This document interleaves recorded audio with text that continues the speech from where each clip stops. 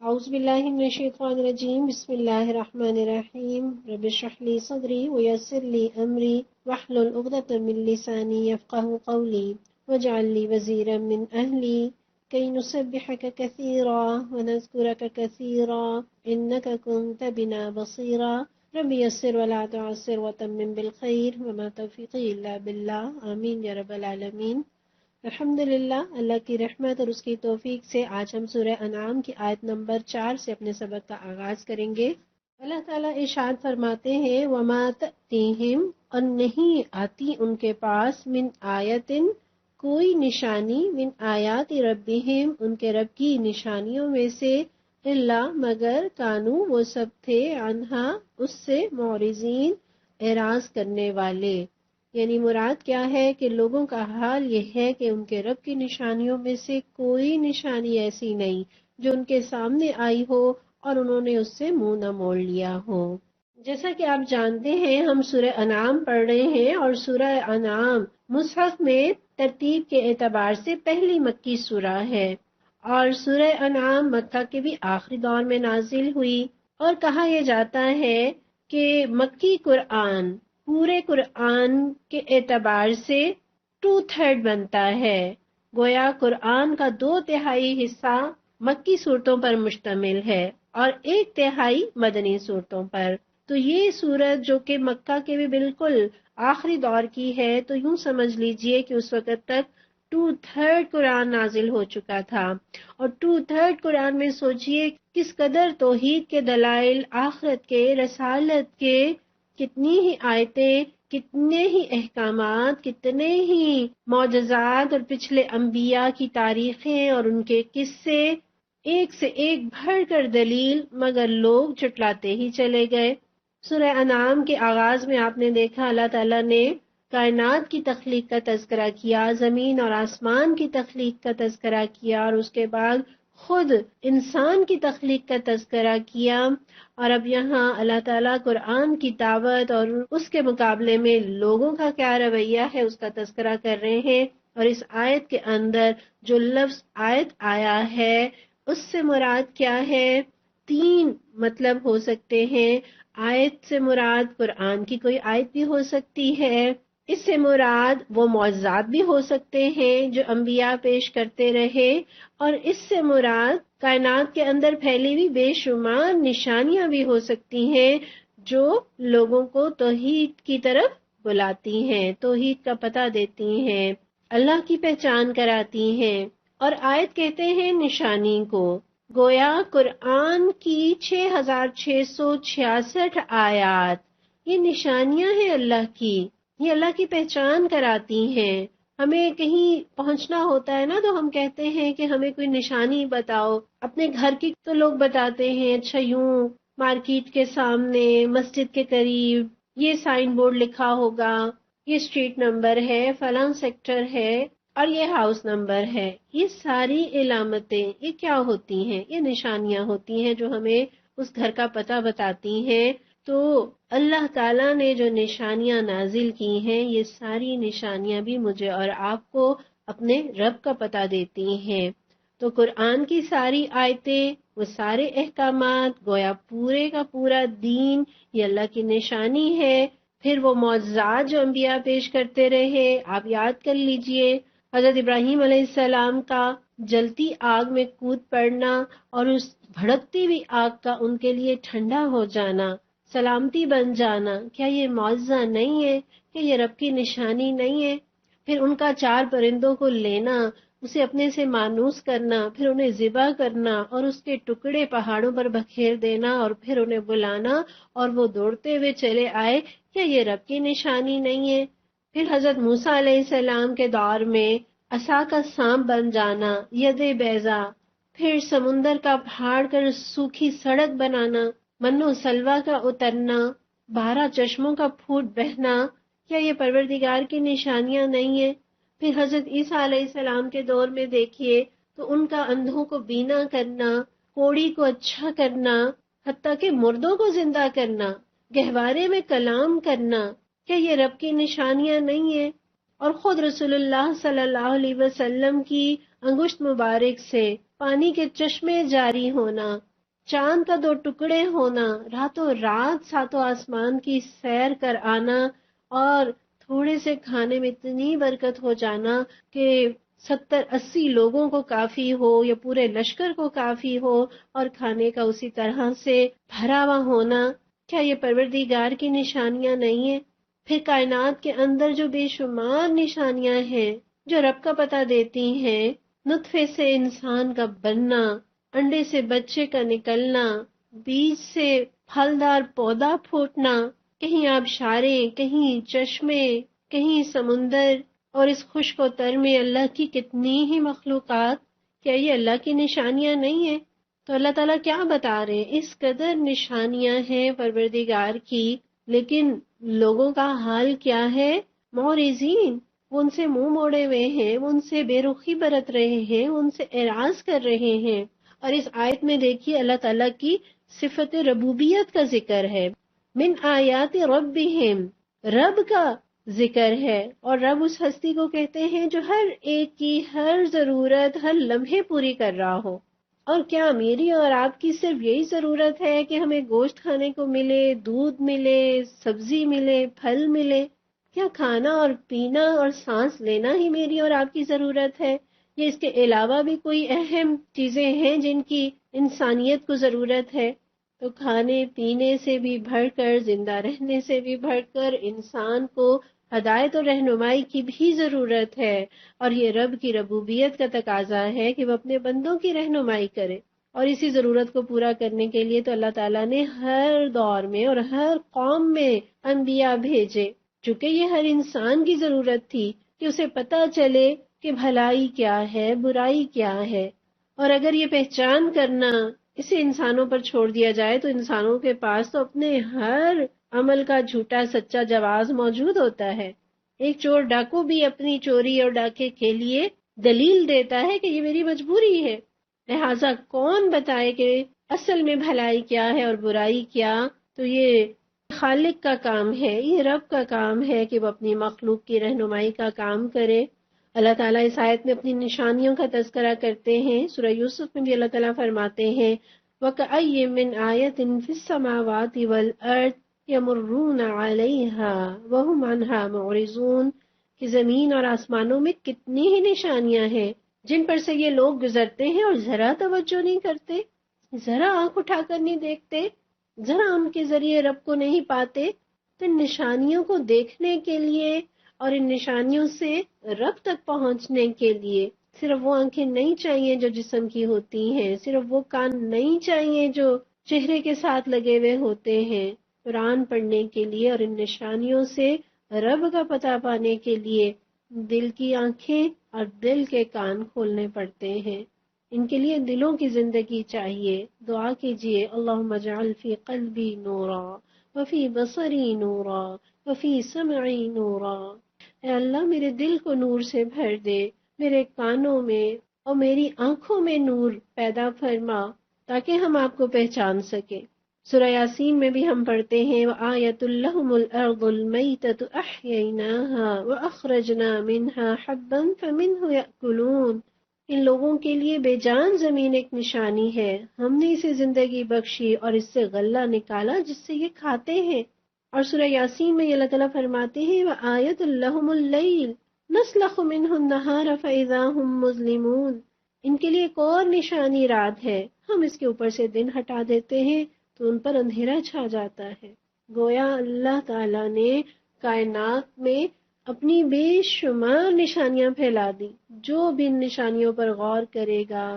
عقل سے کام لے گا، وہ رب کو پہچان جائے گا۔ سورہ غاشیہ میں اللہ تعالیٰ فرماتے ہیں افلا ينظرون الى الابل كيف خلقت، کیا یہ اونٹوں کی طرف نہیں دیکھتے کہ وہ کیسے تخلیق کیے گئے، وَإِلَى السَّمَاءِ كَيْفَ رُفِعَتْ، اور وہ آسمان کی طرف نہیں دیکھتے کہ اسے کیسے اٹھایا گیا، وَإِلَى الْجِبَالِ كَيْفَ نُصِبَتْ، اور کیا وہ پہاڑوں کی طرف نہیں دیکھتے کہ وہ کیسے گاڑے گئے، وَإِلَى الْأَرْضِ كَيْفَ سُطِحَتْ، اور کیا وہ زمین کی طرف نہیں دیکھتے کہ وہ کیسے بچھائی گئی۔ گویا ان نشانیوں کو دیکھنے کے لیے کہیں دور جانے کی ضرورت نہیں ہے، اپنے ارد گرد ماحول کے اندر آنکھ اٹھا کر آسمان کو دیکھ لیجئے، نظریں جھکا کر زمین کو دیکھ لیجئے، اپنے آپ کو دیکھ لیجئے، اتنی نشانیاں ہیں جو رب کا پتہ دیتی ہیں، لیکن اللہ تعالیٰ اس آیت میں کہتے ہیں کہ لوگوں کو کیا ہو گیا کہ رب کو پہچاننے کی بجائے منہ موڑ لیتے ہیں، بے رخی برتتے ہیں، تعصب میں اتنے اندھے ہو گئے، کوئی دلیل ان کے دل پر اثر نہیں کرتی، اپنے آباء و اجداد کے طریقوں کو چھوڑنے کے لیے تیار نہیں۔ اللہ کے نبی آئے، ایک سے ایک بڑھ کر نشانی ان کے سامنے آئی، مگر رویے نہیں بدلے۔ کیا وجہ ہے؟ اصل وجہ یہ ہے کہ وہ اندھیروں سے نکلنا ہی نہیں چاہتے، وہ گناہوں کی غلاظتوں کے اندر جو ڈوبے ہوئے ہیں اسے چھوڑنے کے لیے تیار نہیں ہیں، حالانکہ ان کے پاس اللہ کے معجزوں اور ان دلائل کا کوئی جواب بھی نہیں ہے، اور ان کے پاس جھوٹ اور باطل سے چمٹے رہنے کے لیے اس کے بغیر کوئی اور ذریعہ نہیں ہے کہ وہ ان نشانیوں پر ہی غور نہ کرے۔ تو آئیے اس آیت میں اپنے لیے اصول نکالیں کہ کیا ہم اللہ کی نشانیوں پر غور کرتے ہیں؟ یہ قرآن صرف مشرکین مکہ کے لیے تو نہیں اترا، یہ صرف انہیں مخاطب تو نہیں کر رہا، یہ تو مجھ سے اور آپ سے بھی مخاطب ہے۔ تو انہوں نے تو جو کیا سو کیا۔ آئیے اپنا جائزہ لے لیں، قرآن کی یہ آیات تو میرے سامنے بھی ہیں، انبیاء کے معجزے تو میں بھی جانتی ہوں، کائنات کے اندر پھیلی ہوئی نشانیاں تو دن رات میں بھی دیکھتی ہوں۔ کہیں میرا اور آپ کا یہ معاملہ تو نہیں کہ ہم بھی بے رخی برت رہے ہوں اور ہم اسے بہت ہی معمولی سمجھتے ہوں، ہاں دن آ جاتا ہے پھر رات ہو جاتی ہے، بچے کا پیدا ہونا، موسموں کا بدلنا، بیج کا پھوٹنا نارمل باتیں ہیں۔ نہیں، یہ رب کی نشانیاں ہیں، انہیں غور سے دیکھیں، رب کی قدرتوں کو پہچانیں، سبحان اللہ کہیے، الحمدللہ کہیے، اللہ اکبر کہیے، لا الہ الا اللہ کہیے۔ پھر پورا قرآن میرے اور آپ کے سامنے ہے، ہم پورا قرآن پڑھ لیتے ہیں، پورا قرآن سن لیتے ہیں، لیکن زندگی نہیں بدلتی، غور و فکر نہیں کرتے، قرآن کو اپنے دل پہ نہیں لیتے، قرآن کی ہر آیت پر یہ سوچ رہے ہوتے ہیں کہ یہ فلاں پہ فٹ ہوتی ہے اور یہ فلاں پہ فٹ ہوتی ہے، لیکن اس کے آئینے میں اپنے آپ کو نہیں دیکھتے، اپنے آپ کو نہیں سنوارتے۔ یا قرآن سے اعراض کا یہ رویہ تو نہیں ہے کہ میرے پاس ہر چیز کے لیے وقت ہے، ہر چیز سیکھنے کا شوق ہے، ہر کام پر ٹائم لگاتے ہیں، لیکن اگر وقت نہیں ہے یا جذبہ نہیں ہے تو قرآن سیکھنے کے لیے نہیں ہے، قرآن پر غور و فکر کرنے کے لیے نہیں ہے۔ باوجود اس کے کہ ہم قرآن کو اللہ کا کلام مانتے ہیں، اس پر ایمان رکھتے ہیں، اسے مقدس جانتے ہیں، لیکن اس کے باوجود بہت سے دیندار طبقوں میں بھی صورتحال یہ ہوگی کہ وہ قرآن کی تلاوت کر لیں گے، لیکن ان آیات پر غور و فکر کرنا، ان آیات کو سامنے رکھ کر اپنے کردار کو سنوارنا، اس میں اپنے لیے اصول لینا، یہ یقیناً کمی ہے۔ تو اللہ ہمیں ان لوگوں میں شامل نہ کرے جو معرضین کے زمرے میں آتے ہیں، جو اللہ کی نشانیوں سے منہ موڑ لیتے ہیں، بے رخی برتتے ہیں۔ اگلی آیت نمبر 5 دیکھیے، اللہ تعالیٰ فرماتے ہیں فقد پس یقیناً کذبوا انہوں نے جھٹلا دیا بالحق کی حق کو، لما جبکہ جاءہم وہ آیا ان کے پاس، فسوفا حسن قریب یأتیہم آئیں گی ان کے پاس، انباء خبریں، ما کانوا بہ یستہزئون جن کا وہ مذاق اڑاتے رہے ہیں۔ اس آیت میں جو حق کا لفظ آیا ہے تو یہاں حق سے مراد قرآن بھی ہو سکتا ہے اور خود رسول اللہ صلی اللہ علیہ وسلم کی ذات بھی۔ اور اگر حق کی آسان سی ڈیفینیشن آپ کرنا چاہیں تو حق کیا ہے؟ ہر وہ چیز جو رسول صلی اللہ علیہ وسلم لے کر آئے وہ حق کہلاتی ہے۔ ہمیں اللہ کی پہچان بھی آپ صلی اللہ علیہ وسلم نے کرائی، قرآن بھی آپ کے ذریعے ہم تک پہنچا، دین اور شریعت بھی آپ صلی اللہ علیہ وسلم نے بتائی، تو گویا ہر وہ چیز، خواہ وہ قرآن ہے اور خواہ وہ دین اور شریعت، جو چیز بھی رسول صلی اللہ علیہ وسلم لے کر آئے وہ حق کہلاتی ہے۔ تو زمین اور آسمان کی نشانیوں پر اگر کوئی نگاہ نہ ڈالے، اگر کوئی غفلت کا شکار ہو، مست ہو، تو رب نے ایسی نشانی بھیج دی کہ نشانی بھی موجود اور نشانی سمجھانے والا بھی موجود، قرآن بھی، اور قرآن کو سمجھانے کے لیے خود رسول اللہ صلی اللہ علیہ وسلم کی ذات بھی۔ اور یہاں یہ جو لفظ انباء آیا ہے یہ نبا کی جمع ہے، اور نبا خبر کو کہتے ہیں، محض خبر کو نہیں بلکہ اہم اور اثر انگیز خبر کے لیے نبا کا لفظ استعمال ہوتا ہے۔ گویا بڑی اہم خبریں انہیں پہنچیں گی۔ اور اس آیت کے اندر جو اللہ تعالیٰ حق کا ذکر کر رہے ہیں کہ انہوں نے حق کو جھٹلا دیا جبکہ ان کے پاس آیا، اور ہم نے دیکھا کہ اس سے ایک مراد خود رسول اللہ صلی اللہ علیہ وسلم کی ذات بھی ہے، تو آپ کی ذات بھی ایک بہت بڑی نشانی ہے۔ آپ صلی اللہ علیہ وسلم نے انہی عربوں کے اندر آنکھ کھولی، وہیں ان کا بچپن گزرا، وہیں وہ جوان ہوئے،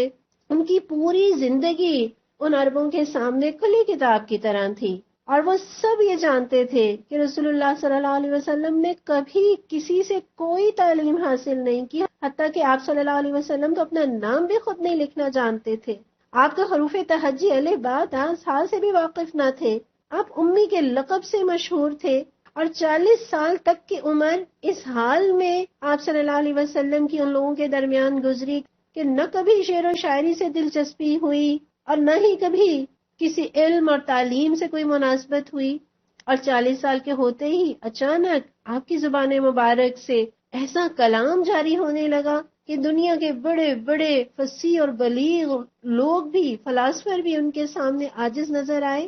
عرب کے ماہر لوگ بھی قرآن کے سامنے اس کے مقابلے کا کوئی کلام نہ لا سکے، نہ کوئی صورت اور نہ ہی کوئی آیت ہی لا سکے۔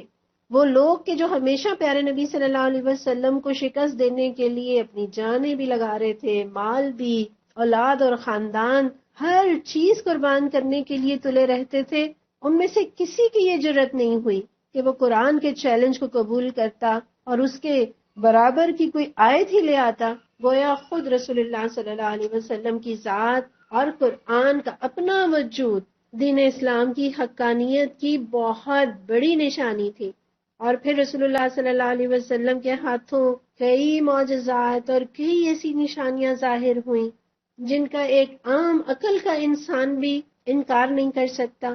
مگر ان لوگوں نے ماننے کی بجائے ساری ہی نشانیوں کو جھٹلا دیا۔ اسی لیے اللہ تعالیٰ نے اس آیت میں ارشاد فرمایا فَقَدْ كَذَّبُوا بِالْحَقِّ لَمَّا جَاءَهُمْ، اور قرآن کا بھی یہ دعویٰ اور رسول اللہ صلی اللہ علیہ وسلم کی بھی یہ پیشن گوئیاں تھیں کہ اسلام ہی بہرحال غالب آ کر رہے گا۔ اور مشرکین مکہ تو اس بات کا مذاق اڑاتے تھے کہ یہ کمزور سی، یہ مٹھی بھر لوگ جنہیں کھانے پینے کی چیزیں بھی میسر نہیں، جو مارے کھا رہے ہیں، ظلم و ستم کا نشانہ بن رہے ہیں، فاقے کر رہے ہیں، یہ اگر کیسر و کسرا کے محلوں کے خواب دیکھیں تو کیا یہ دیوانگی نہیں ہے، یہ پاگل پن نہیں ہے تو اور کیا ہے؟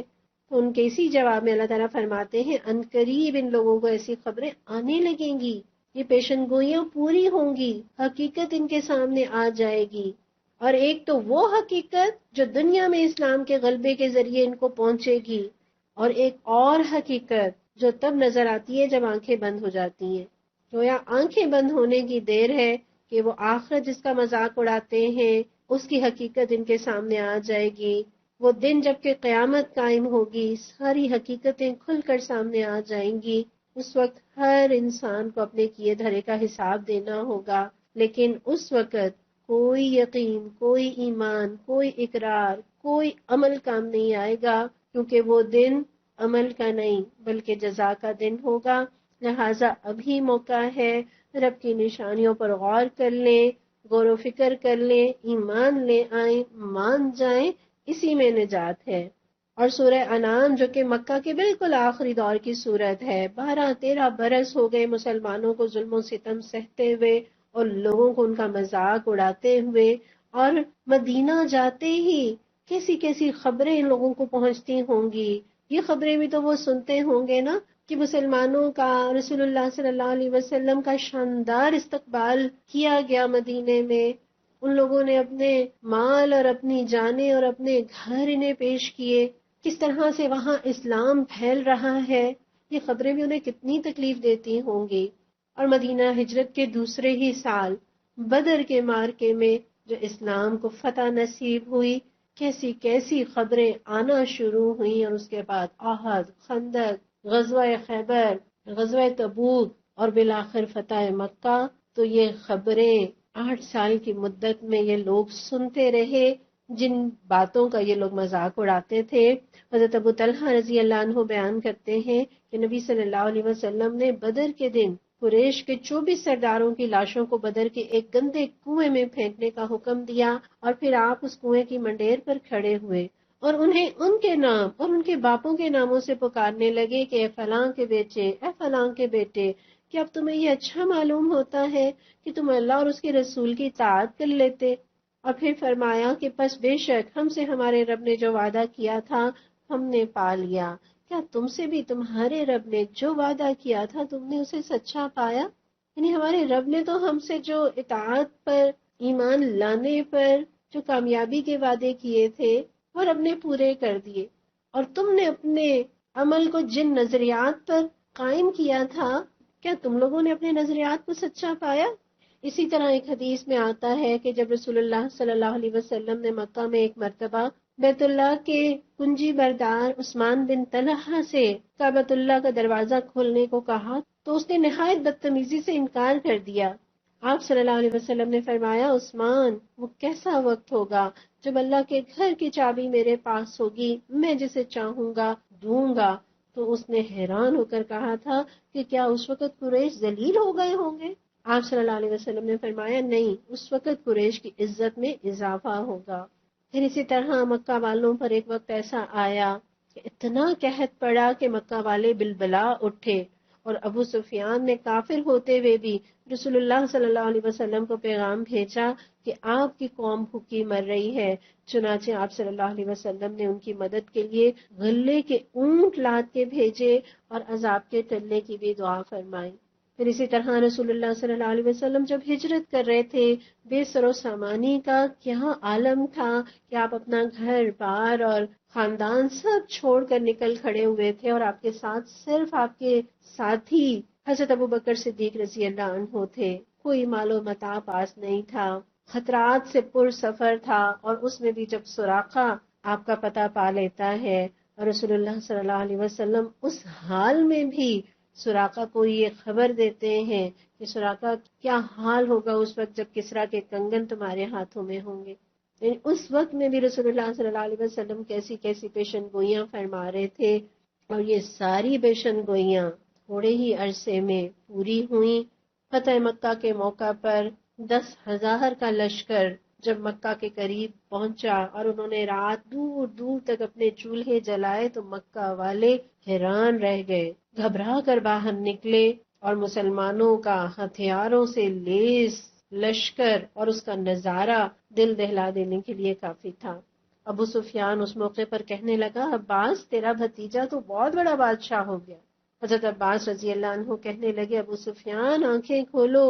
لگتا ہے تمہاری آنکھوں کا پردہ ابھی تک گیا نہیں، یہ بادشاہت نہیں، یہ نبوت ہے۔ پھر اسی ابو سفیان کو نبی صلی اللہ علیہ وسلم نے امان بھی دی اور یہ اعزاز بھی دیا کہ جو ابو سفیان کے گھر میں داخل ہو جائے اسے امان میسر ہوگی۔ ہم یہ جانتے ہیں کہ یہ پوری سورہ انعام جس کی یہ آیت ہم پڑھ رہے ہیں، ماں سوائے چند آیات کے ساری کی ساری ایک ہی رات میں نازل ہوئی تھی، اور یہ تقریباً ہجرت سے 1 سال پہلے کا واقعہ ہے، اور یہ وہ دور تھا جب مسلمان انتہائی مشکلات میں تھے۔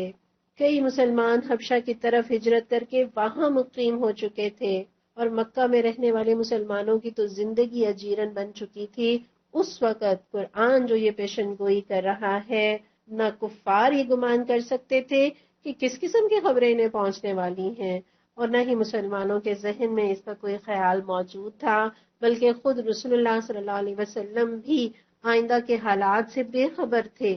لیکن قرآن کی یہ خبریں جنگ بدر سے ہی پورا ہونا شروع ہو گئیں، اور یہاں تک کہ رسول اللہ صلی اللہ علیہ وسلم کی زندگی میں ہی اسلام کو پورے عرب میں غلبہ حاصل ہو گیا۔ تو یہاں اللہ تعالیٰ یہی بتا رہے ہیں کہ وہ حقیقت جس کا یہ لوگ انکار کرتے رہے، جھٹلاتے رہے، مذاق اڑاتے رہے، اس کے بارے میں عنقریب انہیں خبریں موصول ہوں گی۔ اور اسکالرز کہتے ہیں کہ یہاں کفار کے کفر کے 3 درجے بتائے گئے ہیں۔ پچھلی آیت میں اللہ تعالیٰ فرماتے ہیں کہ انہوں نے منہ پھیرا، بے رخی برتی، اور اس آیت میں اللہ تعالیٰ فرما رہے کذبوا، انہوں نے جھٹلانا شروع کر دیا، اور پھر یہاں بھی سلسلہ نہیں رکا اور آگے بڑھے، اور کیا رویہ اختیار کیا، یستہزئون، مذاق اڑانے لگے۔ تو یہ انسان کا حال ہے، وہ کسی ایک سٹیج پر نہیں رکتا. جب وہ کسی چیز سے منہ موڑتا ہے، کسی چیز کو حقیر سمجھتا ہے، کمتر سمجھتا ہے، پھر اسے چھٹلانے لگتا ہے اور پھر اس کا مذاق اڑانے لگ جاتا ہے، تو مذاق اڑانے والوں کو ہدایت نہیں ملا کرتی. کتنا ہی اچھا اسکالر کیوں نہ سامنے آ جائے، کتنی ہی بہترین بات کیوں نہ سامنے آ جائے، کتنی ہی بڑی سے بڑی دلیل کیوں نہ دے دی جائے، مذاق اڑانے والوں کے لیے ان میں سے کوئی چیز فائدہ نہیں دیتی. جس طرح انسان کا جسم اور اس کا بدن بیمار ہو جائے تو وہ اچھی غذا قبول نہیں کرتا بلکہ اسے اگل دیتا ہے، اسی طرح گناہوں کا عادی انسان اچھا ہی قبول نہیں کرتا. اس آیت میں بھی ہم اپنے لیے سیکھنے کا اصول لیتے ہیں.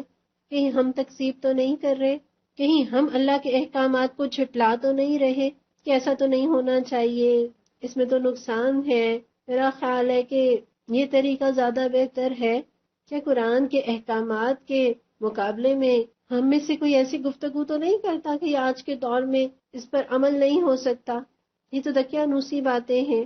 یا خدا نہ خواستہ ہمارا یہ رویہ تو نہیں ہے کہ ہم دین کے کسی حکم کا یا مزاج کا مذاق اڑاتے ہوں، کہیں داڑھی کا مذاق، کہیں برقعے کا مذاق، کہیں حجاب کا مذاق، کہیں نماز کا، عبادت کا مذاق، کہیں کسی کی سادگی کا مذاق، کہیں کوئی حرام سے بچنے کی کوشش کرتا ہے تو اس کا مذاق اڑانا. دین کے شعائر کا مذاق تو وہ اڑائیں جن کا دین پر ایمان نہیں ہے، جن کا رب پر ایمان نہیں ہے، جو رب کی پکڑ سے بے خوف اور بے خبر ہیں.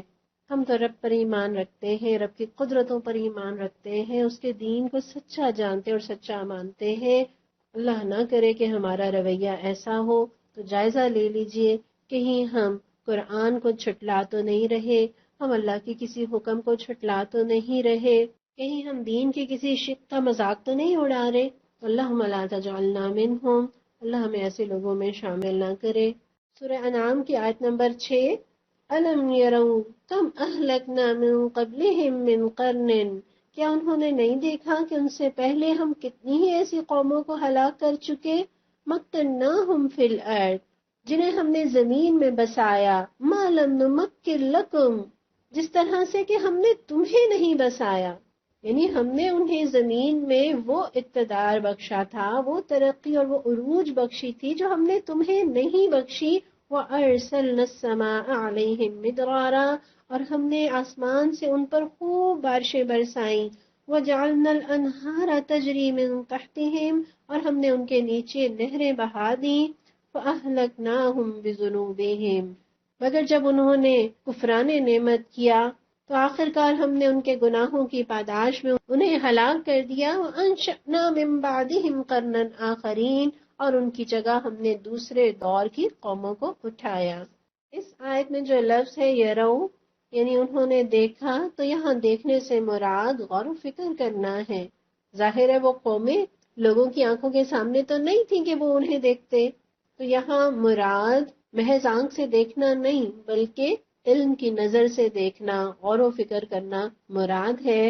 اور پھر اس آیت میں جو قرن کا لفظ آیا، قرن اس جماعت کو بھی کہتے ہیں جو ایک وقت اور ایک زمانے میں موجود اور مجتمع ہو، اور ایک زمانے کے طویل حصے کو بھی کہتے ہیں. اور اس کے بارے میں 10 سال سے لے کر 100 سال تک کے اقوال موجود ہیں، اور بہت سے واقعات اور بہت سی احادیث سے اس بات کی تائید ہوتی ہے کہ لفظ قرن 100 سال یعنی 1 صدی کے لیے بولا جاتا ہے. جیسا کہ ایک حدیث میں رسول اللہ صلی اللہ علیہ وسلم نے حضرت عبداللہ بن بشر مازنی کو فرمایا تھا کہ تم 1 قرن زندہ رہو گے، اور وہ پورے 100 سال زندہ رہے. اور اسی طرح رسول اللہ صلی اللہ علیہ وسلم نے ایک بچے کو دعا دی تھی کہ قرن بھر زندہ رہو، اور وہ بھی پورے 100 سال زندہ رہا. اور اکثر علماء حضرات نے جو حدیث ہے خیر القرون قرنی ثم الذین یلونہم کا بھی یہی مطلب لیا ہے کہ بہترین دور میرا دور ہے، پھر وہ جو اس کے بعد آئے گا، اور پھر وہ جو اس کے بعد آئے گا. یعنی اپنی صدی کا تذکرہ کیا اور اپنے بعد میں آنے والی 2 صدیوں کا رسول اللہ صلی اللہ علیہ وسلم نے تذکرہ کیا کہ وہ دور اچھا دور ہوگا. اس آیت میں اللہ تعالیٰ پچھلی قوموں کا اجمالاً تذکرہ کر رہے ہیں، اور قوموں کا تذکرہ کر کے مجھے اور آپ کو عبرت اور نصیحت پانے کا موقع دے رہے ہیں، اور ہسٹری سے سبق لینا، واقعات سے عبرت حاصل کرنا، یہ ہزار وعظوں سے بھی مؤثر واعظ ہے۔ ایک دانا کا قول ہے کہ دنیا ایک بہترین کتاب ہے اور زمانہ بہترین معلم، یعنی زمانہ ایک بہت اچھا استاد ہے۔ اور یہی وجہ ہے کہ قرآن کا ایک بہت بڑا حصہ آپ دیکھیں گے قصص پر مشتمل ہے، تاریخ پر مشتمل ہے، پچھلی امتوں کا تذکرہ ہے، اور اس کا مقصد کیا ہے؟ لعلکم تعقلون، تاکہ ہم عقل سے کام لیں، تاکہ ہم نصیحت حاصل کریں۔ لیکن ہر چیز کو ایک شغل اور ایک انٹرٹینمنٹ کی نظر سے دیکھنے والے انسان نے دنیا کی ہسٹری کو بھی ایک تفریح اور مشغلے سے زیادہ حیثیت نہیں دی، اور اس وعظ و نصیحت کے بہترین انداز کو بھی اس نے غفلت اور نافرمانی کا اور انٹرٹینمنٹ کا ذریعہ بنا لیا، اور پچھلے قصوں کا مصرف یہ رہ گیا کہ رات کو سونے سے پہلے نیند آور دوا کے طور پر استعمال کیا جائے، یا وقت نہیں گزر رہا تو خالی اوقات میں دل بہلانے کا اور وقت گزارنے کا مشغلہ بنا لیا جائے، یا انجوائمنٹ کا ذریعہ۔ حالانکہ قرآن نے تاریخ کے واقعات کو عبرت اور نصیحت کے لیے لیا ہے۔ قرآن کبھی بھی محض کہانی سنانے کے لیے یا تاریخ لکھنے کے لیے واقعات نہیں بتاتا، اسی لیے جہاں جتنا حصہ کسی بھی قصے کا ضروری تھا جو اس وقت کی صورتحال سے متعلق تھا، اتنا ہی ٹکڑا ذکر کیا، اور پھر کسی دوسری جگہ اس قصے کا دوسرا ٹکڑا وہاں کی مناسبت سے بتا دیا۔ تو اس انداز میں اس حقیقت کی طرف یقیناً اشارہ ہے کہ کوئی خبر، کوئی کہانی، کوئی قصہ بذات خود مقصود نہیں ہوتا، بلکہ ہر واقعے سے کوئی عملی سبق یا عملی نتیجہ نکالنا مقصود ہوتا ہے۔ لہٰذا اس واقعے سے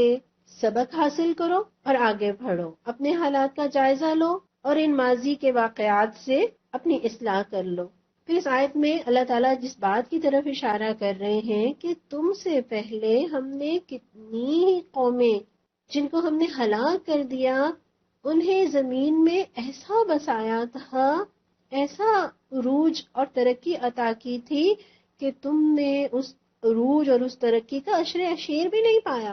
یہاں براہ راست مخاطب مکہ والے ہیں جنہیں اپنی دولت پر اور اپنی سرداری پر بڑا ناز تھا، اور یہی تکبر ان کے لیے سب سے بڑی رکاوٹ تھا کہ وہ اللہ اور اس کے رسول پر ایمان نہیں لا رہے تھے، وہ دین اسلام کو نہیں مان رہے تھے، کیونکہ انہیں ضرورت ہی نہیں تھی۔ ان کے پاس مال بڑا، ان کے پاس دولت بڑی، ان کی تجارتیں تھیں، رحلت الشتاء والصیف، گرمیوں میں ان کے قافلے ایک طرف جاتے تو سردیوں میں دوسری طرف جاتے۔ مکہ ایک بہت بڑی تجارتی منڈی تھی، پھر حرم کی وجہ سے ان کا بڑا احترام تھا، تو یہ غرور انہیں لے ڈوبا۔ اللہ تعالیٰ انہیں بتا رہے ہیں کہ تم نے کیا ترقی دیکھی ہے، تم نے کیا سرداری پائی ہے، تم نے کون سا اقتدار، کون سا عروج دیکھا ہے۔ تم سے پہلے بڑے بڑے عروج اور بڑے بڑے اقتدار والی قوموں کو ہم نے ہلاک کیا۔ سورہ قصص میں اللہ تعالیٰ فرماتے ہیں وَكَمْ أَهْلَكْنَا مِنْ قَرْيَةٍ بَطِرَتْ مَعِيشَتَهَا، اور کتنی ہی ایسی بستیاں ہم تباہ کر چکے جن کے لوگ اپنی معیشت پر اترا گئے تھے۔ فَتِلْكَ مَسَاكِنُهُمْ لَمْ تُسْكَنْ مِنْ بَعْدِهِمْ إِلَّا قَلِيلًا، سو دیکھ لو وہ ان کے مسکن پڑے ہوئے ہیں جن میں ان کے بعد کم ہی کوئی بسا ہے۔ وَكُنَّا نَحْنُ الْوَارِثِينَ، اور آخرکار ہم ہی وارث ہو کر رہے۔ کیسی کیسی قومیں گزری، قوم عاد، قوم سمود، قوم نوح، آل فرعون، قوم سبا، جن کے پاس بڑا اقتدار تھا، لاؤ لشکر تھے، خزانے تھے۔ اللہ تعالیٰ کہہ رہے ہیں وہ تم سے زیادہ طاقتور تھے، زور آور تھے، عمریں بھی لمبی تھی، مال اور اولاد بھی زیادہ رکھتے تھے، کھانے پینے کی فراوانی تھی، خوشحالی تھی، سرسبز باغات، کھیت، نہریں، سب اللہ تعالیٰ نے دے رکھا تھا۔ وہ بڑے طاقتور حکمران گزرے ہیں، بڑی جنگجو قومیں گزری ہیں، لیکن جب انہوں نے پیغمبروں کا انکار کیا، کفر اور سرکشی میں حد سے بڑھ گئے، اللہ کی نافرمانی اور گناہوں پر کمر کس لی، تو اپنے کرتوتوں کی وجہ سے اللہ نے برباد کر دیا، ہلاک کر دیا۔ اور کتنے مزے سے اللہ تعالیٰ فرماتے ہیں کہ پھر کسی دوسری قوم کو ان کا جانشین بنا دیا، یعنی زمین کے سسٹم میں، اس کی آبادکاری میں کوئی خلل نہیں آیا، اور سرکشوں کا نام و نشان بھی مٹ گیا، اور ان کا اقتدار، ان کے لاؤ لشکر، ان کے خزانے، ان کی شان و شوکت ان کے کسی کام نہیں آئی۔ اور اہل مکہ کو تو نہ تو عاد و سمود جیسی قوت اور طاقت حاصل ہے، نہ شام اور یمن والوں جیسی خوشحالی۔ اللہ تعالیٰ سوچنے پر مجبور کر رہے ہیں، تو سوچو کہ پھر انجام کیا ہوگا۔ تمہیں چاہیے کہ عبرت حاصل کرو، اللہ کے عذاب کو دعوت نہ دو۔ اللہ کی قدرت کے آگے تو وہ بڑی بڑی قومیں نہ ٹھہر سکیں، تو تم کیا چیز ہو؟ آج صرف ان کے نام اور فسانے باقی رہ گئے ہیں، صرف کہانیاں باقی رہ گئی ہیں، کھنڈرات ہیں جو پتہ دیتے ہیں کہ بڑی خوشحال قوم یہاں رہی بسی ہے۔ سورہ قاف میں بھی اللہ تعالیٰ فرماتے ہیں کہ ان کو ہم نے وہ کچھ دیا تھا جو تم لوگوں کو نہیں دیا۔ تو اس دنیا میں تو اللہ کی یہ سنت ہے، وہ ایک قوم کو آگے بڑھاتا ہے، آباد کرتا ہے، مال و دولت دیتا ہے، اور اگر ان نعمتوں کی وجہ سے اس قوم میں غرور اور تکبر پیدا ہو جاتا ہے، وہ اللہ کی نافرمانیاں کرنے لگتی ہے، وہ ظلم کرنے لگتی ہے، تو اللہ اسے تباہ کر کے کسی دوسری قوم کو آگے لے آتا ہے، اور پھر اس کے اعمال دیکھتا ہے، اور یہ سلسلہ یوں ہی اللہ چلاتا رہتا ہے اور قیامت تک ایسے ہی چلتا رہے گا۔ اور اللہ عز و جل کی قدرت دیکھیے، بڑی بڑی جاہ و جلال والی، حکومت اور سلطنت والی، قوت اور طاقت والی قوموں کو پلک جھپکنے میں نہ صرف ہلاک کر دیا، بلکہ اس کے فوراً بعد ان کی جگہ نئی قومیں پیدا کر کے ایسے بسا دیا کہ دیکھنے والوں کو محسوس بھی نہیں ہوا کہ یہاں کوئی انسان کم بھی ہوا ہے۔ ان کی تباہی سے، ان کی بربادی سے رب کی دنیا کی رونق میں کوئی کمی نہیں آئی، بلکہ رونق میں اضافہ ہی ہوا۔ جیسے کسی باغ کا مالی مرجھائے ہوئے پھولوں کو نکال باہر کرتا ہے اور نئے پھولوں سے باغ کو سجا دیتا ہے، اور رب کا یہ نظام تو ہم بھی آئے روز دیکھتے رہتے ہیں۔ روزانہ کتنے ہی انسان ہمارے گرد و پیش میں مر جاتے ہیں، وہ انسان جو کہ پورے خاندان کا کفیل ہیں، جن کے سروں پر پورے پورے نظام چل رہے ہیں، پورے پورے خاندان آباد ہیں، جب وہ دنیا سے رخصت ہوتے ہیں تو خاندان میں کوئی بھونچال نہیں آتا۔ وہ خاتون کہ جس کے سر پہ پورے گھر کا نظام چل رہا ہوتا ہے، اور ایسا لگتا ہے کہ جیسے یہ سب کچھ میری وجہ سے چل رہا ہے، میں تو کچھ لمحے بھی اپنے گھر سے غیر حاضر ہو جاؤں، کچھ گھنٹے اپنے گھر سے غائب ہو جاؤں تو نظام تلپٹ ہو جاتا ہے۔ اور وہی گھر کا نظام ہے جو اس خاتون خانہ کے بغیر چل رہا ہوتا ہے، بلکہ شاید پہلے سے بہتر چل رہا ہوتا ہے۔ حتیٰ کہ کچھ وقت گزرتا ہے لوگ بھول بھی جاتے ہیں وہ بھی کوئی تھا جس کے بغیر نہ ہمارا دن ہوتا تھا اور نہ رات ہوتی تھی۔ یہاں اللہ تعالیٰ مکہ والوں کو براہ راست مخاطب کر کے اور انڈائریکٹ مجھے اور آپ کو کہ کتنی ہی بستیاں، کتنی ہی قومیں جن کے عالیشان گھر اور جن کی ترقیاں، جن کے پاس وہ ٹیکنالوجی تھی جو آج کے دور میں بھی انسان نے نہیں پائی۔ عاد اور سمود کے لوگوں نے کیسے پہاڑوں کو تراش تراش کے محلات بنائے، لیکن اللہ کو کوئی مشکل پیش نہیں آئی انہیں اٹھا کر پٹکنے میں۔ اور مکہ کے باشندے تو خاص طور پر تجارت پیشہ تھے، ان کے تجارتی قافلے دور دراز کے ملکوں میں جایا کرتے تھے، اور راستے میں ان کا گزر کئی ایسی اجڑی ہوئی بستیوں اور ویران کھنڈروں پر سے ہوتا تھا۔ تو جب ان اہل مکہ نے قرآن کی آیات اور خود رسول اللہ صلی اللہ علیہ وسلم کی دعوت میں غور و فکر کرنے کی بجائے مذاق اڑانا شروع کر دیا، تو اللہ تعالیٰ انہی پچھلی گمراہ قوموں کے انجام کا تذکرہ کرتے ہوئے انہیں خبردار کر رہے ہیں کہ یہ عاد اور سمود کی تباہ حال اور ویران بستیاں جنہیں تم بارہا دیکھتے ہو، یہاں کے بسنے والے تو تم سے بھی زیادہ خوشحال تھے، ان کے پاس تو تم سے بڑھ کر مال و دولت تھی، اور مکہ میں تو بارشیں نہیں ہوا کرتی تھیں۔ اللہ تعالیٰ انہی بارشوں کی طرف اشارہ کر رہے ہیں کہ ان کے علاقوں میں تو بارشوں کی کثرت ہوتی تھی، ٹھنڈے میٹھے پانی کی نہروں کا جال بچھا ہوا تھا، زمینیں سونا اگلتی تھیں، محلات جیسے گھر انہوں نے بنا رکھے تھے، لیکن جب انہوں نے اللہ کی حدوں کو توڑا تو رب کے عذاب کا کوڑا بھی ان پر برسا۔ آج بھی اگر ہم تھوڑا غور کریں، میدان عرفات میں جو لاکھوں کا مجمع ہوتا ہے، سوچئے 100 سال پہلے ان لوگوں میں سے کسی ایک کا بھی وجود تک نہیں تھا، لیکن کم و بیش 100 سال پہلے بھی میدان عرفات اسی طرح بھرا ہوا تھا، اور ان میں سے آج کوئی موجود نہیں۔ وہ کسی شاعر نے کہا نا، خدا جانے یہ دنیا جلوہ گاہ ناز کس کی ہے، ہزاروں اٹھ گئے رونق وہی باقی ہے مجلس کی۔ یعنی اتنے لوگ چلے گئے اور مسلسل اٹھتے جا رہے ہیں، قومیں صفحہ ہستی سے مٹتی جا رہی ہیں، لیکن دنیا کی رونق میں کوئی کمی نہیں آئی۔ یہاں یہ بھی دیکھ لیجئے، جو اللہ تعالیٰ نے بارشوں کا تذکرہ کیا، اور بارشوں کی کثرت اللہ کے رزق اور اللہ کے فضل کی کثرت سے تعبیر کی جاتی ہے۔ بارش ہوتی ہے تو زمین میں فصلیں اگتی ہیں، پھلوں میں رس آتا ہے، چارہ اچھا اگتا ہے، اور جب چارہ اچھا اگتا ہے تو جانور اچھا چارہ کھاتے ہیں اور اچھا دودھ دیتے ہیں، اور وقت پر صحیح مقدار میں بارش کا ہو جانا یقیناً خوشحالی کی علامت ہے۔ تو اس آیت میں اللہ تعالیٰ مجھے اور آپ کو یہ سکھا رہے ہیں کہ دنیاوی ترقی اللہ کی رضا کی دلیل نہیں ہے۔ کسی کو دنیا کی نعمتیں مل جانا، مال و دولت مل جانا، ڈگریاں اور عہدے مل جانا، یہ اس بات کی علامت نہیں ہے کہ اس سے اللہ راضی بھی ہے۔ نافرمانوں کے لیے دنیاوی ترقی یہ اللہ کا قانون استدراج بھی ہو سکتا ہے۔ استدراج کسے کہتے ہیں؟ رسی ڈھیلی کرنا، مہلت دینا۔ اور یہ دنیا تو امتحان گاہ ہے، یہاں اللہ دے کر بھی آزماتے ہیں اور لے کر بھی آزماتے ہیں، اور اس امتحان کا نتیجہ آخرت میں سامنے آئے گا۔ ہم دنیا میں نتیجہ نکالنے بیٹھ جاتے ہیں کہ فلاں کو اللہ نے بہت مال و دولت سے نوازا ہے، فلاں قومیں بڑی ترقی کر رہی ہیں، گویا وہ راہ راست پر ہیں، ان سے اللہ راضی ہے۔ ہرگز نہیں۔ اس دنیا میں جو کوئی بھی ہے وہ امتحان گاہ میں ہے، اور اس امتحان کا نتیجہ آخرت میں سامنے آئے گا۔ پھر اس آیت سے ہمیں یہ پتہ چلتا ہے کہ نافرمانی کے ساتھ دنیا کی نعمتیں بھی فائدہ نہیں دیتی، طاقت اور اقتدار بھی کام نہیں آتا۔ بڑی سے بڑی نعمت اگر اس نعمت کے ساتھ ہدایت نہیں، اگر وہ نعمت پا کر انسان نافرمانی کا رویہ اختیار کرتا ہے تو یہ دنیا کی نعمت اس کے لیے ہلاکت کا سامان ہی پیدا کرتی ہے۔ اور اس آیت سے یہ مراد ہرگز نہیں کہ اللہ کو انسان کی ترقی پسند نہیں، جیسے ہی وہ ترقی کرنے لگتا ہے تو اللہ عذاب کا کوڑا برسا دیتے ہیں۔ یہ عذاب ترقی کی وجہ سے نہیں آتا،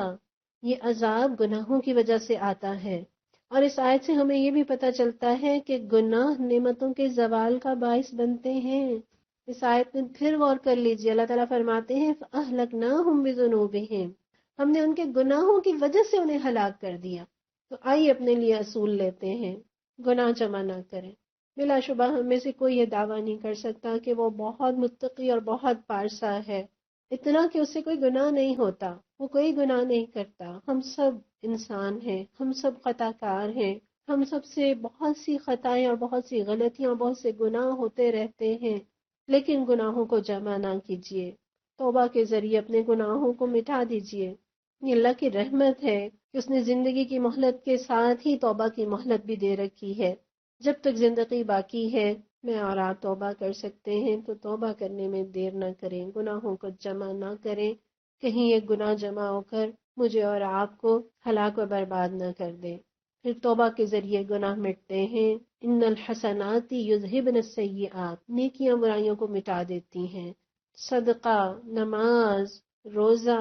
امر بالمعروف و نہی عن المنکر، حج، صلہ رحمی، یقیناً یہ ساری نیکیاں گناہوں کو مٹانے کا باعث ہے۔ کہ اللہ مجھے اور آپ کو اپنی امان اور عافیت میں رکھے، بیماریوں سے بچائے۔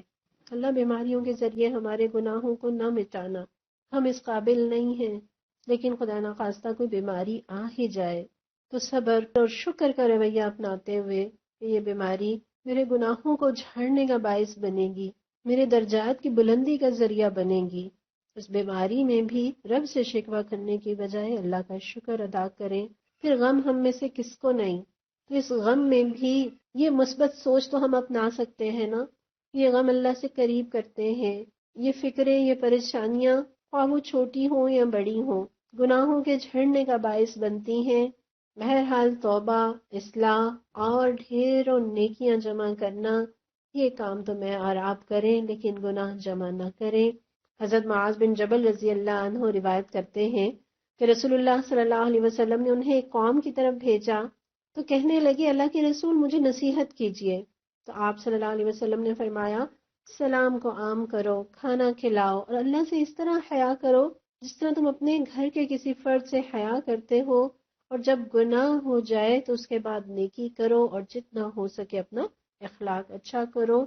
تو غلطیاں تو ہوں گی، لیکن غلطیوں پر جمنا نہیں ہے، غلطیوں پر اکڑنا نہیں ہے، غلطیوں کے لیے دلیلیں نہیں دینی، بلکہ گناہ ہو جائے تو رب کی طرف پلٹ آئیں اور نیکیوں کے ذریعے اپنے گناہوں کو مٹانے کی کوشش کریں۔ پھر اس آیت سے ہمیں یہ بھی پتہ چلا کہ نعمتیں باقی رہ جاتی ہیں، لیکن نعمتوں والے رخصت ہو جاتے ہیں۔ اس لیے ان نعمتوں کو پا کر اکڑنے کی بجائے ان نعمتوں کے ذریعے اپنے رب کو راضی کر لیں، اور اپنی آخرت کا سامان کر لیں۔ سورہ انعام کی آیت نمبر 7، وَلَوْ نَزَّلْنَا عَلَيْكَ كِتَابًا فِي قِرْطَاسٍ، اے پیغمبر صلی اللہ علیہ وسلم، اگر ہم آپ کے اوپر کوئی کاغذ میں لکھے لکھائی کتاب بھی اتار دیتے، فَلَمَسُوهُ بِأَيْدِيهِمْ، اور لوگ اسے اپنے ہاتھوں سے چھو کر بھی دیکھ لیتے، لَقَالَ الَّذِينَ كَفَرُوا، تب بھی وہ لوگ کہ جنہوں نے حق کا انکار کیا ہے یہی کہتے، ان هذا الا سحر مبین، کہ یہ نہیں ہے مگر صریح جادو۔ یہاں اللہ تعالیٰ کو کفار مکہ کے ایک اعتراض کا جواب دے رہے ہیں، وہ لوگ کے جو کہتے ہیں کہ ہم تو تب مانیں گے جب نبی صلی اللہ علیہ وسلم پر ہمارے سامنے کوئی کتاب نازل ہو اور اس کے ساتھ 4 فرشتے بھی ہوں جو اس بات کی گواہی دیں کہ یہ واقعی اللہ کی طرف سے نازل شدہ کتاب ہے۔ تو اللہ کا جواب دیکھیے، اللہ تعالیٰ کیا بتا رہے ہیں کہ کیا ہم ان کا مطالبہ پورا نہیں کر سکتے؟ نہیں، اللہ تعالیٰ کہہ رہے ہیں کہ اگر ہم ان کا مطالبہ پورا کر بھی دیں اور وہ کتاب کو چھو کر دیکھ بھی لیں تب بھی وہ یہی کہیں گے کہ یہ جادو ہے۔ کتنے بڑے بڑے معجزے انہوں نے دیکھے اور اس کو انہوں نے جادو کہا۔ سورہ قمر میں آتا ہے اقتربت الساعة وانشق القمر وإن يروا آية يعرضوا ويقولوا سحر مستمر،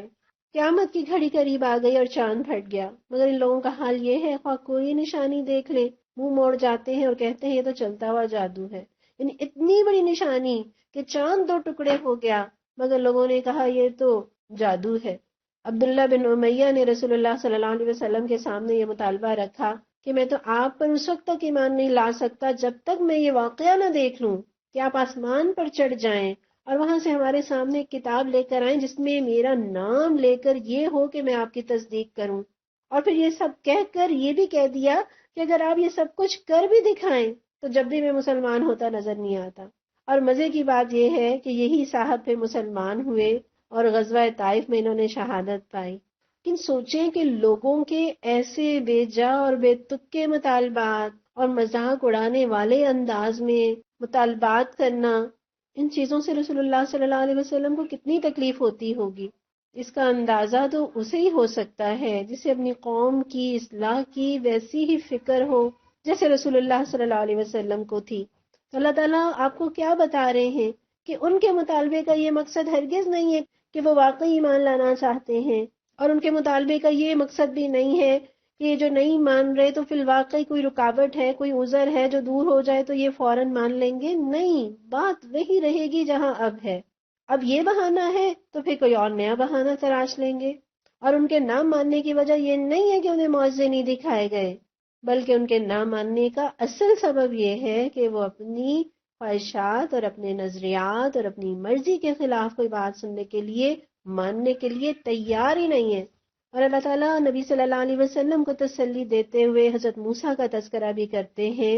کہ يَسْأَلُكَ أَهْلُ الْكِتَابِ أَن تُنَزِّلَ عَلَيْهِمْ كِتَابًا مِّنَ السَّمَاءِ فَقَدْ سَأَلُوا مُوسَىٰ أَكْبَرَ مِنْ ذَلِكَ فَقَالُوا أَرِنَا اللَّهَ جَهْرَةً فَأَخَذَتْهُمُ الصَّاعِقَةُ بِظُلْمِهِمْ ثُمَّ اتَّخَذُوا الْعِجْلَ مِن بَعْدِ مَا جَاءَتْهُمُ الْبَيِّنَاتُ۔ یہ اہل کتاب اگر آج تم سے مطالبہ کر رہے ہیں کہ تم آسمان سے کوئی تحریر ان پر نازل کراؤ تو اس سے بڑھ چڑھ کر مجرمانہ مطالبے یہ پہلے موسیٰ علیہ السلام سے کر چکے ہیں، اور ان سے تو انہوں نے یہ بھی کہا تھا کہ ہمیں خدا کو اعلانیہ دکھا دو، اور اسی سرکشی کی وجہ سے یکایک ان پر بجلی ٹوٹ پڑی، پھر انہوں نے بچڑے کو اپنا معبود بنا لیا۔ تو اللہ تعالیٰ تسلی دے رہے ہیں کہ آپ سے تو یہ کہہ رہے ہیں نا کہ لکھی لکھائی کتاب اتار دے۔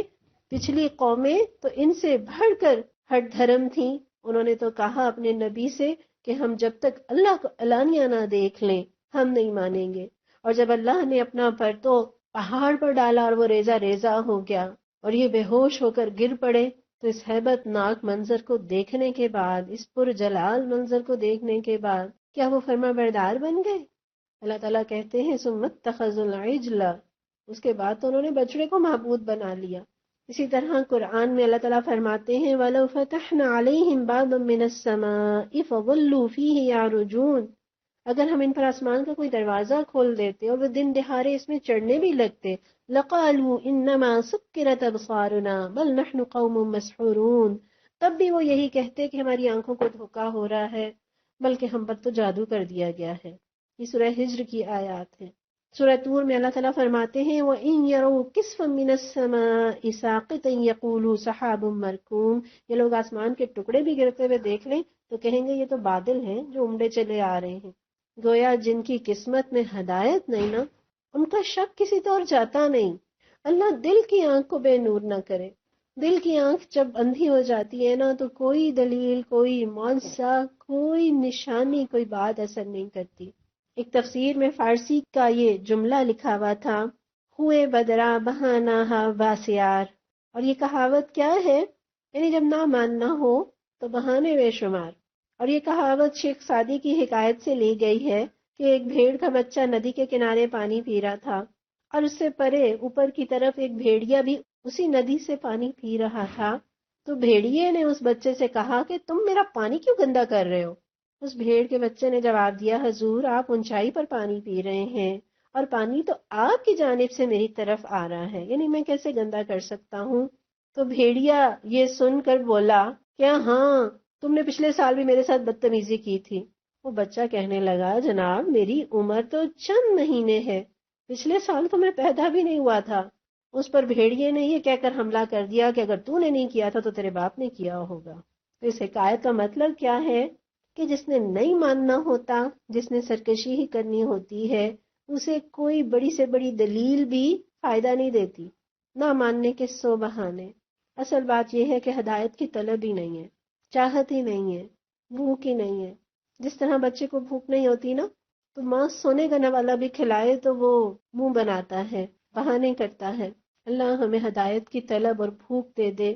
اس آیت سے میں اور آپ اپنے لیے سبق لیں کہ ہمارے پاس تو اللہ کی کتاب لکھی بھی موجود ہے، الحمدللہ، جسے ہم چھو بھی سکتے ہیں، جسے ہم آنکھوں سے دیکھ بھی سکتے ہیں، جسے ہم ہاتھوں میں اٹھا بھی سکتے ہیں، جسے ہم پڑھ بھی سکتے ہیں، جسے ہم سمجھ بھی سکتے ہیں۔ یہاں یہی اللہ تعالیٰ نے کہا نا کہ ان کا مطالبہ تھا کہ کاغذ میں لکھی لکھائی کتاب ہمارے ہاتھوں میں آئے اور ہم اسے چھو کر دیکھیں، پھر ہم مانیں گے۔ تو میرے اور آپ کے پاس تو اللہ کا کلام کتاب میں لکھا ہوا موجود ہے، ہمارے ہاتھوں میں موجود ہے، تو کیا میں اور آپ مان رہے ہیں؟ اس کے احکامات پر یقین کر رہے ہیں؟ اللہ ہمیں ایمان لانے والا اور اللہ کے کلام کے سامنے اپنے آپ کو سرنڈر کرنے والا اور اس کلام سے اپنے کردار کو سنوارنے والا بنا دے۔ سورہ نام کی آیت نمبر 8، وَقَالُوا لَوْلَا أُنزِلَ عَلَيْهِ مَلَكٌ، یہ کہتے ہیں کہ اس نبی پر کوئی فرشتہ کیوں نہیں اتارا گیا؟ وَلَوْ أَنزَلْنَا مَلَكًا لَقُضِيَ الْأَمْرُ، اگر کہیں ہم نے فرشتہ اتار دیا ہوتا تو اب تک کبھی کا فیصلہ ہو چکا ہوتا، معاملہ ہی نبٹ جاتا، ثُمَّ لَا يُنظَرُونَ، پھر انہیں کوئی مہلت نہ دی جاتی۔ تو یہاں کفار کے دوسرے اعتراض کا جواب ہے، اور اس سے پہلے کہ ہم اس اعتراض اور اس کے جواب پر غور کریں، اللہ پہ بڑا پیار آتا ہے کہ اللہ تعالیٰ نے کس طرح سے لمحہ لمحہ جو ضرورت پیش آئی، جو حالات پیش آئے، لوگ اعتراض کر رہے ہیں اور جواب اللہ تعالیٰ نازل کر رہے ہیں ان لوگوں کے لیے جو نہیں مان رہے، جو ہٹ دھرم ہیں، جو سرکش ہیں، جو رب کے ساتھ پتھروں کی مورتوں کو شریک ٹھہراتے ہیں، ان لوگوں کے بھی شک اور شبے دور کرنے کے لیے اور انہیں بھی ہدایت دینے کے لیے اللہ تعالیٰ 7 آسمانوں سے اپنا کلام اتار رہے ہیں، ان کے اعتراض کے جواب دے رہے ہیں۔ اور یہ قرآن زندہ معجزہ ہے، یہ میری اور آپ کی ڈے ٹو ڈے لائف سے بحث کرتا ہے، جو معاملات مجھے اور آپ کو پیش آتے ہیں قرآن حل دیتا ہے۔ ضرورت اس بات کی ہے کہ ہم قرآن کو کھولیں اور جانیں کہ یہ قرآن میرے معاملات میں مجھے کیا رہنمائی دے رہا ہے۔ تو یہاں اللہ تعالیٰ کفار کا یہ اعتراض جو وہ یہ کہتے تھے کہ محمد صلی اللہ علیہ وسلم پر فرشتہ اپنی اصل شکل میں کیوں نہیں اترتا کہ ہم بھی اسے دیکھ سکیں اور ہمیں بھی یقین آ جائے، اور پیغمبر جو یہ کہتا ہے کہ مجھ پر فرشتہ اترتا ہے تو وہ فرشتہ کیوں صرف انہیں ہی دکھتا ہے؟ وہ فرشتہ کھلم کھلا ان کی نبوت کی منادی کرتا کیوں نظر نہیں آتا کہ ہم سب بھی دیکھیں، ہم سب بھی سنیں؟ تو اس اعتراض کے جواب میں اللہ نے فرمایا کہ اگر فرشتہ اپنی اصل شکل میں آتا تو یہ تو دہشت کے مارے فوراً مر جاتے، 1 منٹ کا بھی تحمل نہ کر سکتے، اس کے روب اور اس کی ہیبت سے تو ان کا دم ہی نکل جاتا، پھر تو یہ ہلاک ہی ہو جاتے۔ انہیں ایمان لانے یا انکار کرنے کی مہلت ہی کہاں ملتی اگر فرشتے کو یہ اپنی اصل شکل میں دیکھ پاتے؟ یہ تو انبیاء ہی ہیں، یہ انہی کا ظرف ہے کہ جو فرشتے کو اس کی اصل شکل میں دیکھ لیتے ہیں۔ ہم نبی صلی اللہ علیہ وسلم کے بارے میں جانتے ہیں وہ کتنے بہادر تھے، وہ کتنے عبادت گزار تھے، وہ کتنے نڈر تھے۔ وہ غار حرا میں جا جا کر کئی کئی راتیں، کئی کئی مہینے وہاں گزارا کرتے تھے، غور و فکر کیا کرتے تھے، لیکن کبھی بھی موسم کی شدت یا اس بیابان کی ویرانی انہیں گھبراہٹ میں مبتلا نہیں کرتی تھی۔ لیکن جیسے ہی حضرت جبرائیل علیہ السلام کو دیکھا، پہلی وحی آپ پر نازل ہوئی، تو کس طرح سے جب آپ گھر آئے تو آپ کب کب آ رہے تھے، کس طرح سے آپ گھبرائے ہوئے تھے، ایسے جیسے شدید بخار کی کیفیت ہو، اور آپ کہتے ہیں زمی لونی زمی لونی، تو عام انسان تو اس کا تحمل کر ہی نہیں سکتے۔ رسول اللہ صلی اللہ علیہ وسلم نے بھی اپنی پوری زندگی میں حضرت جبرائیل علیہ السلام کو ان کی اصل شکل میں صرف 2 مرتبہ دیکھا تھا، جس کے بارے میں آپ صلی اللہ علیہ وسلم نے فرمایا کہ ان کے 600 پر تھے اور ان کی جسامت سے تمام افق بھر گیا۔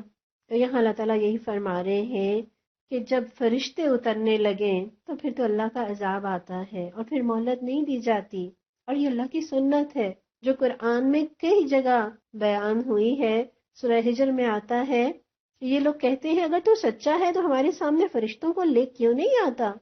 اور اللہ تعالیٰ فرماتے ہیں ہم فرشتوں کو یوں نہیں اتار دیا کرتے، وہ جب اترتے ہیں تو حق کے ساتھ اترتے ہیں اور پھر لوگوں کو مہلت نہیں دی جاتی۔ سورہ فرقان میں اللہ تعالیٰ فرماتے ہیں وَقَالَ الَّذِينَ لَا يَرْجُونَ لِقَاءَنَا لَوْلَا أُنزِلَ عَلَيْنَا الْمَلَائِكَةُ أَوْ نَرَىٰ رَبَّنَا، جو لوگ ہمارے حضور پیش ہونے کا اندیشہ نہیں رکھتے وہ کہتے ہیں کیوں نہ ہمارے پاس فرشتے بھیجے جائیں یا پھر ہم اپنے رب کو دیکھیں۔ لَقَدِ اسْتَكْبَرُوا فِي أَنفُسِهِمْ وَعَتَوْا عُتُوًّا كَبِيرًا، بڑا گھمنڈ لے بیٹھے یہ اپنے نفس میں اور حد سے گزر گئی اپنی سرکشی میں۔ یوم یرون الملائکۃ لا بشری یومئذ للمجرمین، جس روز یہ فرشتوں کو دیکھیں گے وہ مجرموں کے لیے کسی خوشخبری کا دن نہیں ہوگا، بشارت کا دن نہیں ہوگا۔ وَيَقُولُونَ حِجْرًا مَحْجُورًا، اور وہ چیخ اٹھیں گے کہ پناہ بخدا۔ تو یہاں یہ بات کہ جب فرشتے آتے ہیں تو مہلت ختم ہو جاتی ہے، پھر فیصلہ کر دیا جاتا ہے۔ اور ہم یہ بھی جانتے ہیں کہ نشانی طلب کرنے کے بعد اگر وہ پوری کر دی جائے اور پھر نافرمانی ہی پر اصرار کیا جائے تو مہلت نہیں ملا کرتی۔ گویا یہاں ان کو بتایا جا رہا ہے کہ اگر تمہارا مطالبہ پورا نہیں کیا گیا تو اس میں تمہارے لیے خیر ہے، اور ایمان تو وہی معتبر ہے جو بن دیکھے ہو، جو زمین اور آسمان میں پھیلی ہوئی نشانیوں کو دیکھ کر، عقل کو استعمال کرتے ہوئے، فطرت کے دلائل کو مان کر، انبیاء نے جس کی دعوت دی اسے مان کر اختیار کیا جائے، وہی رب کے ہاں قابل قبول ہے۔ وہ ایمان جو حقیقت کھل جانے کے بعد ہو، فرشتے نظر آ جانے کے بعد ہو، وہ ایمان اللہ کی بارگاہ میں قبول نہیں ہوتا۔ فرعون بھی جب ڈوبنے لگا تھا اسے موت کے فرشتے نظر آئے اور وہ ایمان لے آیا۔ اللہ تعالیٰ سورہ یونس میں فرماتے ہیں الآن وقد عصیت قبل وکنت من المفسدین، کہ اب ایمان لاتا ہے حالانکہ اس سے پہلے تک تو نافرمانی کرتا رہا اور تو فساد برپا کرنے والوں میں سے تھا۔ یعنی جب تک تمہیں دعوت دی جاتی رہی معجزات دکھا کر، دلائل دے کر، اللہ کے احکامات بتا کر، تب تک تو تم انکار کرتے رہے۔ اب جب آنکھیں بند ہونے لگیں اور حقیقت کھلنے لگی، اب ایمان لانا کوئی فائدہ نہیں دے گا۔ گویا ایمان لانے کے لیے اور اپنی اصلاح کے لیے جو مہلت ہے وہ اسی وقت تک کے لیے ہے جب تک حقیقت غیب کے پردے میں ہے۔ جہاں غیب کا پردہ چاک ہوا، حقیقت کھلی، تو مہلت عمل ختم ہو گئی، پھر بس حساب ہی باقی رہتا ہے۔ اور یہ دنیا کی زندگی جو امتحان ہے، اس امتحان کے لیے غیب کا غیب رہنا شرط لازم ہے۔ جہاں غیب شہادت میں بدلا وہاں مہلت ختم، پھر وہ امتحان کا نہیں، امتحان کے نتیجے کا وقت ہوتا ہے۔ سورہ بقرہ میں بھی اللہ تعالیٰ فرماتے ہیں هل ينظرون إلا أن يأتيهم الله في ظلل من الغمام والملائكة وقضي الأمر وإلى الله ترجع الأمور، کیا اب وہ اس بات کے منتظر ہیں کہ اللہ بادلوں کا چتر لگائے، فرشتوں کے پرے ساتھ لیے خود سامنے موجود ہو اور فیصلہ ہی کر ڈالا جائے؟ آخرکار سارے معاملات پیش تو اللہ ہی کے حضور ہونے والے ہیں۔ قوم لوط کی بستی کو تباہ و برباد کرنے کے لیے ان پر اللہ کے عذاب کا کوڑا برسانے کے لیے فرشتے جو آئے تھے حضرت ابراہیم علیہ السلام کے پاس، اور جب انہوں نے یہ بات جانی تھی کہ یہ تو رب کے فرشتے ہیں، تو کس قدر حضرت ابراہیم علیہ السلام کو گھبراہٹ ہوئی کہ فرشتے تو جب آتے ہیں تو مہلت عمل ختم ہو جاتی ہے، پھر تو وہ اللہ کا عذاب لے کر آتے ہیں۔ تو اس آیت سے میں اور آپ کیا اصول لیں کہ اس سے پہلے کہ موت کا فرشتہ سامنے آئے، حقیقت کھلے، اپنی اصلاح کر لیں، توبہ کر لیں اور رب کی طرف پلٹ آئیں، اور ایمان لانے کے لیے، اپنے آپ کو بدلنے کے لیے اللہ کے آگے شرطیں نہ رکھیں۔ ان لوگوں نے بھی شرطیں باندھی کہ لکھی لکھائی کتاب آ جائے، فرشتے آ جائیں پھر مانیں گے۔ تو کوئی ایسا معاملہ رب کے ساتھ نہ کریں کہ رب میرا ساتھ یہ کر دے، وہ کر دے، میری یہ آرزو پوری ہو جائے، یہ دعا پوری ہو جائے، پھر میں نیک بنوں گی۔ ایمان لانے کے لیے، نیک بننے کے لیے، اصلاح کرنے کے لیے شرطیں رب کے سامنے نہ رکھیں، اور فرشتوں کے نظر آنے سے پہلے پہلے میں اور آپ اپنی زندگی سنوار لیں۔ پھر سورہ انعام کی آیت نمبر 9، وَلَوْ جَعَلْنَاهُ مَلَكًا، اور اگر ہم فرشتے کو اتارتے، لَجَعَلْنَاهُ رَجُلًا، تب بھی اسے انسانی شکل ہی میں اتارتے، وَلَلَبَسْنَا عَلَيْهِمْ مَا يَلْبِسُونَ، اور اس طرح انہیں اسی شبے میں مبتلا کرتے جس میں اب یہ مبتلا ہیں۔ تو یہاں اللہ تعالیٰ نے بتا دیا کہ فرشتہ نازل ہونے کی ایک صورت تو یہ ہوتی کہ وہ انسانی شکل میں آتا، تاکہ انسانوں سے اس کا مخاطب ہونا، اس سے دین سیکھنا ممکن ہوتا۔ جس طرح حضرت جبرائیل علیہ السلام آپ صلی اللہ علیہ وسلم کے پاس عموماً ایک صحابی دحیہ کلبی رضی اللہ عنہ کی شکل میں آتے تھے، یا حضرت ابراہیم، حضرت لوط اور حضرت داؤد علیہ السلام کے پاس فرشتے انسانی شکل میں آئے۔ اور اگر فرشتے انسانی شکل میں ان لوگوں کے سامنے آتے تو یہ وہی اعتراض کرتے جو نبی صلی اللہ علیہ وسلم پر کرتے رہے کہ ہم کیسے مانیں، یہ کہہ رہے ہیں کہ ہم رب کے فرشتے ہیں، اس کے لیے کوئی دلیل پیش کریں۔ اللہ تعالیٰ نے تو رسول بھی بشر کو بنا کر بھیجا ہے، رسول بھی فرشتے نہیں ہوا کرتے۔ اگر رسول فرشتے ہوتے تو ایسے رسول پر لوگ اپنی بے عملی کے لیے بہانے کر سکتے تھے کہ وہ تو فرشتے ہیں، وہ ایسا کر سکتے ہیں، ہم تو انسان ہیں، ہم بھلا کیسے کر سکتے ہیں۔ اور یہی رسول کے بشر ہونے میں سب سے بڑی حکمت ہے۔ سورہ بنی اسرائیل میں اللہ تعالیٰ فرماتے ہیں، قُل لَوْ كَانَ فِي الْأَرْضِ مَلَائِكَةٌ يَمْشُونَ مُطْمَئِنِّينَ لَنَزَّلْنَا عَلَيْهِم مِّنَ السَّمَاءِ مَلَكًا رَّسُولًا، ان سے کہیے اگر زمین میں فرشتے اطمینان سے چل پھر رہے ہوتے تو ہم ضرور آسمان سے کسی فرشتے ہی کو ان کے لیے پیغمبر بنا کر بھیجتے۔ چونکہ زمین میں انسان تھے تو اللہ تعالیٰ نے انسان ہی کو پیغمبر بنا کر بھیجا۔ اگر کوئی فرشتہ پیغمبر بن کر اترتا تو وہ انسانوں کے لیے رہنمائی نہ بنتا، کیونکہ نہ تو اسے بھوک لگتی ہے، نہ موسم کی شدت اسے پریشان کرتی ہے، نہ وہ بیمار ہوتا ہے، نہ اسے بیوی بچوں کی ضرورت ہے، نہ اسے گھر بنانے کی ضرورت ہے۔ فرشتوں کو انسانوں کے جذبات، احساسات اور ضروریات کا کیا پتہ، لہذا وہ کیا رہنمائی دیتا۔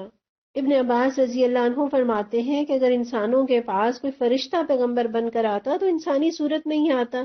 کیونکہ انسان فرشتوں کو ان کی اصل نورانی شکل میں نہیں دیکھ سکتے، تو جب انسانی شکل میں آتا تو پھر بھی یہی اعتراض کرتے جو اب کر رہے ہیں۔ کوئی ایک مطالبہ، مشرکین مکہ نے تو بے شمار مطالبے کیے۔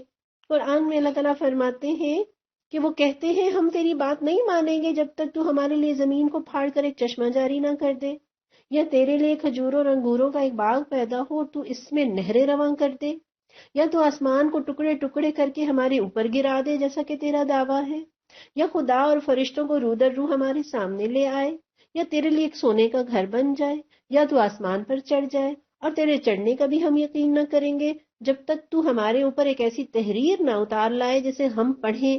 تو اللہ تعالیٰ فرماتے ہیں محمد صلی اللہ علیہ وسلم ان سے کہیے پاک ہے میرا پروردگار، کیا میں ایک پیغام لانے والے انسان کے سوا اور بھی کچھ ہوں؟ لوگوں کے سامنے جب کبھی ہدایت آئی تو اس پر ایمان لانے سے ان کو کسی چیز نے نہیں روکا مگر ان کے اسی قول نے کہ کیا اللہ نے بشر کو پیغمبر بنا کر بھیج دیا۔ تو اس آیت میں آپ دیکھیں کتنے مطالبات اور کیسے کیسے مطالبات وہ نبی صلی اللہ علیہ وسلم کے ساتھ کرتے ہیں، اور ان کا مقصد کیا ہے؟ محض جھٹلانا، محض نبی صلی اللہ علیہ وسلم کی دعوت کو مذاق میں اڑانا۔ ایمان لانا اگر مقصد ہوتا تو قرآن کی آیتیں دلائل کے ساتھ بھری ہوئی ہیں، نبی صلی اللہ علیہ وسلم کی زندگی معجزات سے بھری ہوئی ہے، لیکن ماننے والے مان گئے اور نہ ماننے والوں کے لیے کوئی چیز ایمان لانے کا سبب نہ بن سکی۔ یہاں یہ بھی دیکھیے کہ نبی صلی اللہ علیہ وسلم کے دور کے لوگ آپ صلی اللہ علیہ وسلم کے بشر ہونے کو مانتے تھے، نبی ہونے کو نہیں مانتے تھے. اور آج کے دور میں کچھ لوگ آپ صلی اللہ علیہ وسلم کے نبی ہونے کو تو مانتے ہیں، بشر ہونے کو نہیں مانتے. تو اللہ ہمیں درست عقیدہ اپنانے والا بنا دے. قرآن تو خود کہتا ہے، اسی حقیقت کی طرف اشارہ کرتا ہے کہ لَقَدْ مَنَّ اللَّهُ عَلَى الْمُؤْمِنِينَ إِذْ بَعَثَ فِيهِمْ رَسُولًا مِّنْ أَنفُسِهِمْ.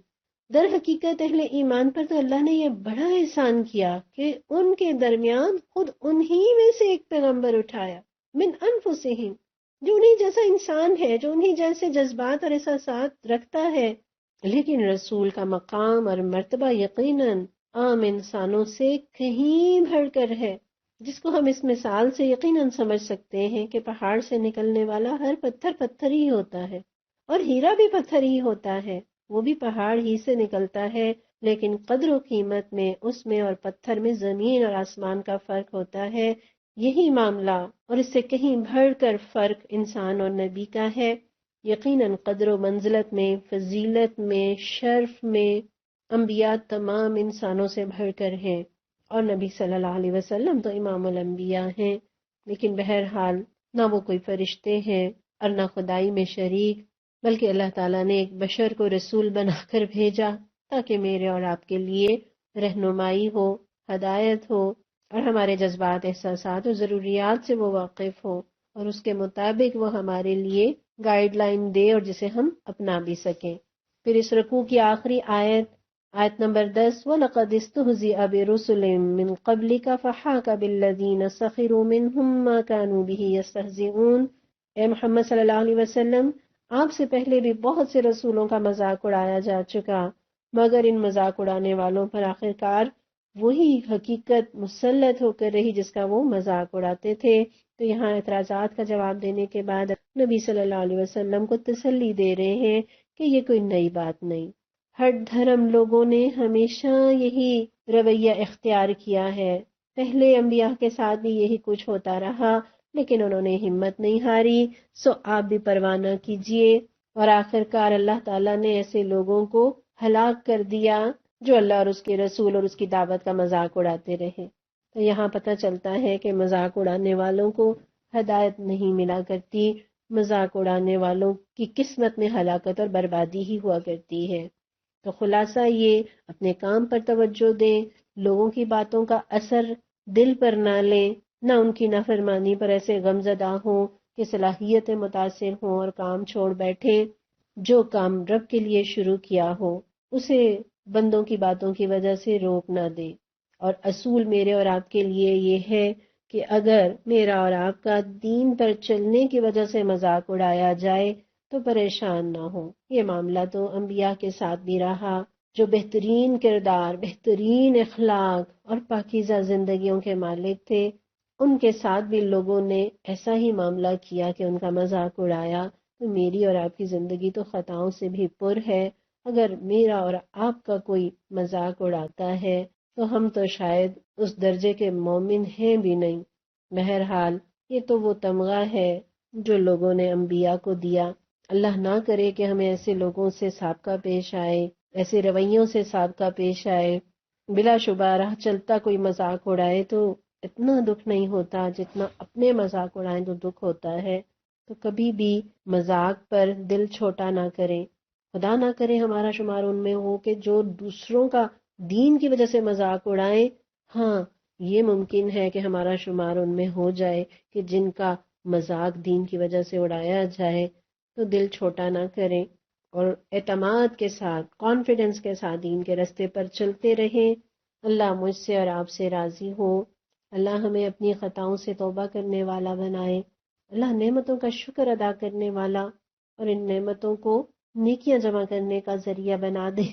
اللہ ہم قرآن کی آیتیں پڑھتے جائیں اور ہمارا ایمان مضبوط ہوتا چلا جائے. اور اس سے پہلے کہ فرشتے ہماری جان لینے کے لیے آئیں، یہ آنکھیں موت کے فرشتے کو دیکھیں، اللہ اس سے پہلے ہمیں اپنا فرما بردار بنا لے اور ہم سے راضی ہو جا. ربنا تقبل منا انك انت السميع العليم وتب علينا انك انت التواب الرحيم. وصلى الله تعالى على رسول خير خلقه محمد وعلى آله وصحبه أجمعين برحمتك يا أرحم الراحمين آمين يا رب العالمين. السلام علیکم ورحمۃ اللہ وبرکاتہ.